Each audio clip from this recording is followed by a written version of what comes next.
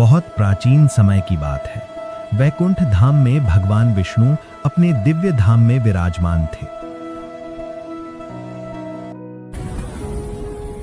उसी समय 4 महान ब्रह्मर्षि सनक, सनंदन, सनातन और सनत कुमार भगवान विष्णु के दर्शन के लिए वैकुंठ पहुंचे। द्वार पर भगवान के प्रमुख पार्षद जय और विजय तैनात थे। उन्होंने ऋषियों को देखते ही कहा, इस समय प्रभु एकांत सेवन कर रहे हैं, इसलिए किसी को भी भीतर जाने की अनुमति नहीं है। और महामाया लक्ष्मी जी भी उनके साथ हैं। हम इसे अपना कर्तव्य समझकर ही आपको रोक रहे हैं मुनिवरों। सेवक का कर्तव्य वो स्वयं नहीं तय करता, स्वामी तय करता है। वैकुंठ जैसे पवित्र धाम में तुम्हारा ये अहंकार सबसे बड़ा अपराध है।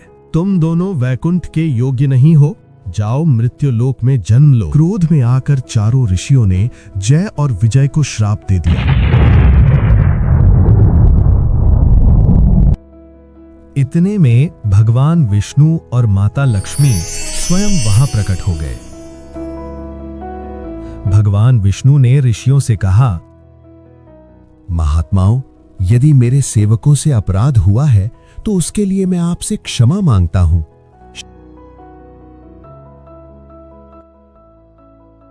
शास्त्र कहता है कि सेवक के दोष का भार स्वामी पर भी आता है। भगवान की ये विनम्रता देखकर ऋषियों का हृदय पिघल गया। उन्होंने कहा, प्रभु, आपके दर्शन में हमें 3 क्षणों का विलंब हुआ है, इसलिए ये दोनों 3 जन्मों तक मृत्युलोक में रहेंगे। इसके बाद पुनः वैकुंठ लौट आएंगे। दोनों का जन्म हिरण्याक्ष और हिरण्यकश्यप के रूप में हुआ। दोनों ही भाई अत्यंत परम बलशाली और अहंकारी थे। हिरण्याक्ष ने भगवान श्री नारायण की पूजा को समाप्त करने के उद्देश्य से पृथ्वी को आकाश से उठाकर समुद्र के गर्भ में छिपा दिया। तो भगवान विष्णु ने वराह अवतार धारण किया।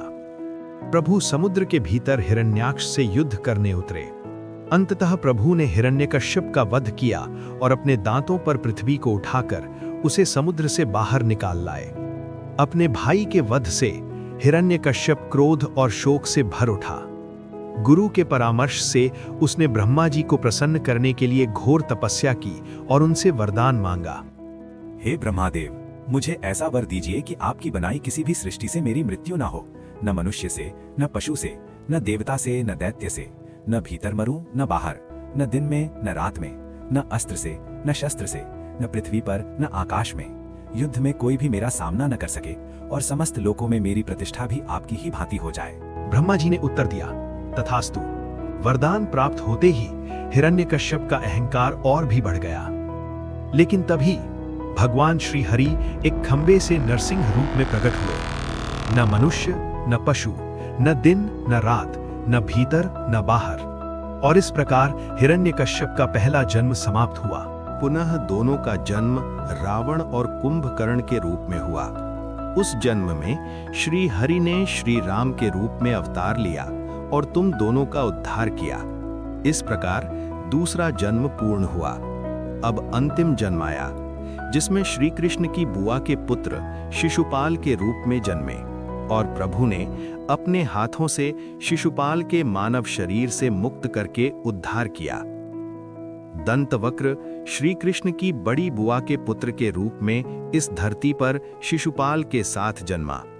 जब पांडवों का रासुवीय यज्ञ संपन्न हुआ और भगवान द्वारिका लौट रहे थे, तब दंतवक्र ने द्वारिका पर आक्रमण किया, लेकिन भगवान ने दंतवक्र को उसे मुक्ति प्रदान की।